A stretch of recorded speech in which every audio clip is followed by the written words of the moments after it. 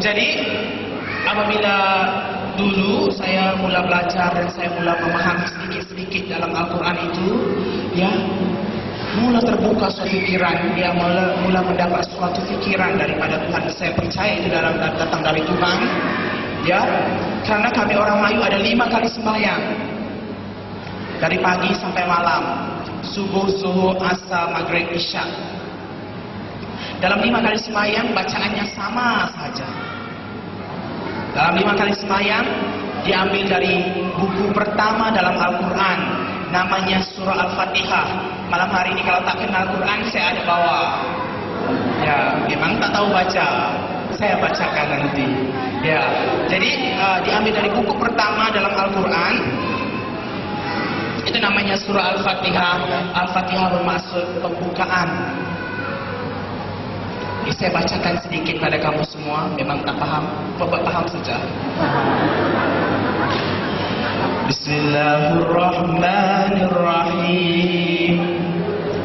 Alhamdulillahi Rabbil Alamin, Ar-Rahmanir-Rahim, Maliki Yaumiddin, Iyyaka na'budu wa iyyaka nasta'in, Ihdinas siratal mustaqim.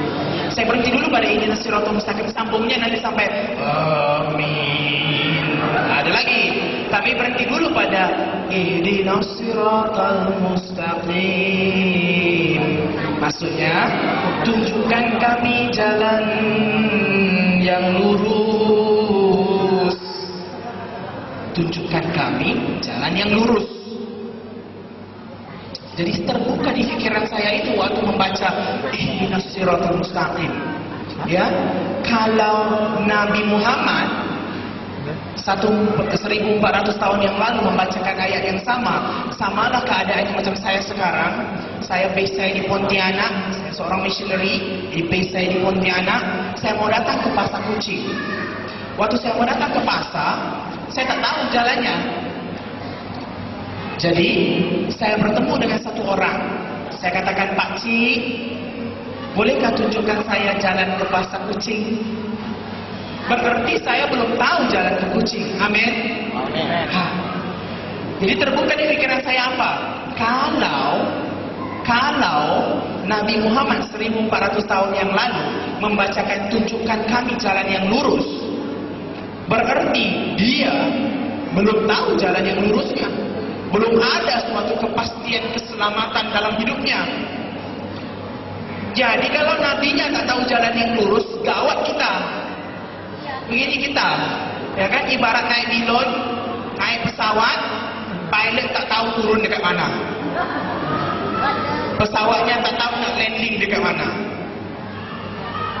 Boleh jatuh dalam laut, boleh masuk ke gunung, boleh langgar sana langgar sini. Karena pilotnya tak tahu. Jadi kalau Muhammad itu macam pilot lah orang Islam itu, ya kan? Dia sendiri tak tahu jalan lurusnya. Saya apatah lagi bertambah gawat, ya kan? Bertambah susah saya. Oh, jadi saya kata, gimana ini? Muhammad aja tak tahu jalannya, ya kan? Dia aja macam orang buta. Habislah yang lain lebih buta. Nah, kemudian tengok lagi dalam sejarah Islam.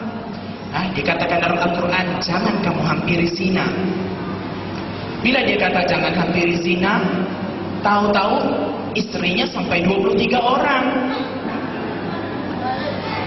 Kata jangan berzina, tapi kawin sampai 23 orang. Paling tua umur 40 tahun, paling muda umur 6 tahun. Kalau saya belajar psikologi, di dalam psikologi ada suatu penyakit disebut ketidakseimbangan mental. Di dalam ketidakseimbangan mental itu ada suatu bab disebut pedofilia. Berarti orang tua, orang dewasa yang bernafsu kepada budak-budak. Jadi bila tengok kriterianya itu, Muhammad itu pas. Cun.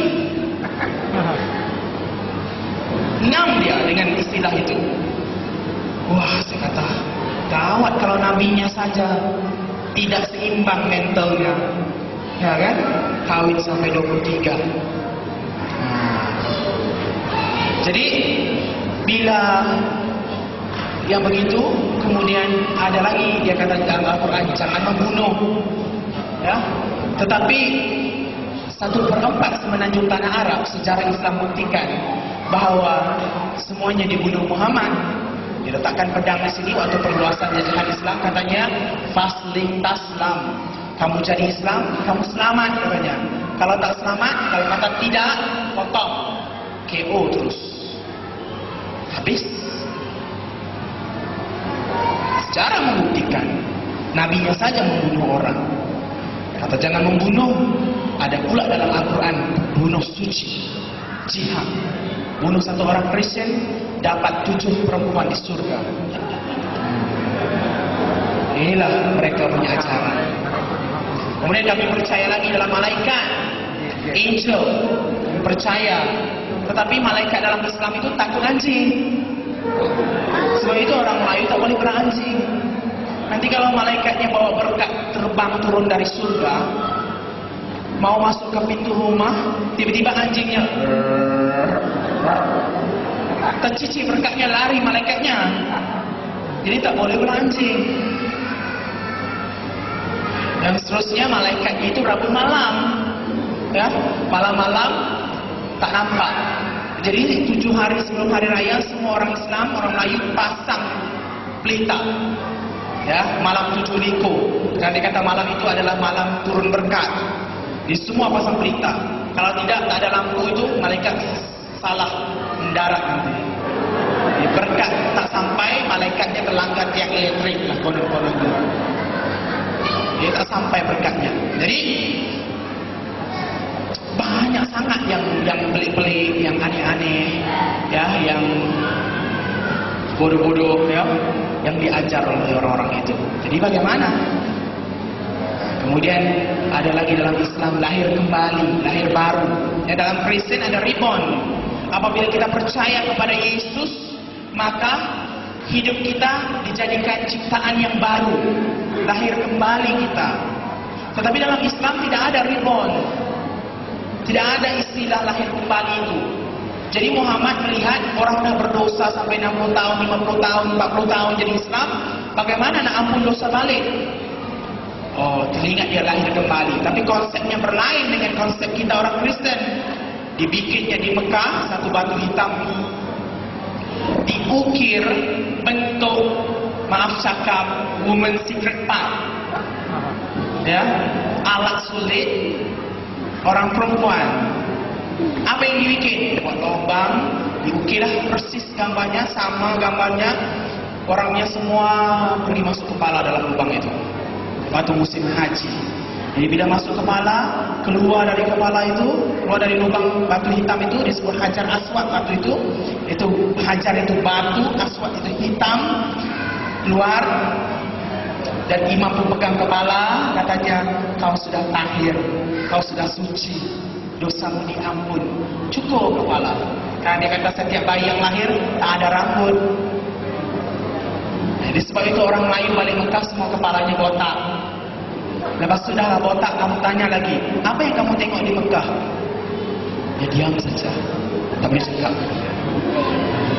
Kamu orang kafir, saya orang Islam. Padahal dia pun malu juga kan cakap, ya kan?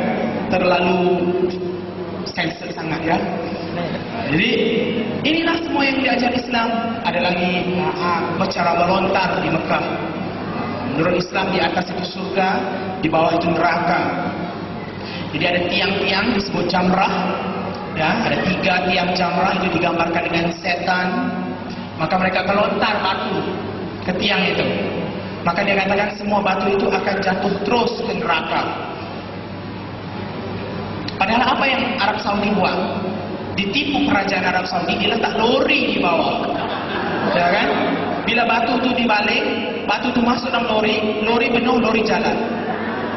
Orang Islam pula kata apa? Semua batu kami sudah masuk ke dalam neraka, sebab itu tak bertimbun batunya. Padahal semua sudah ditipu. Nah inilah, ya, taktik politik, penipuan, ajaran-ajaran yang pelik-pelik dalam Islam. Kemudian Islam lagi percaya kepada jin. jin sampai 1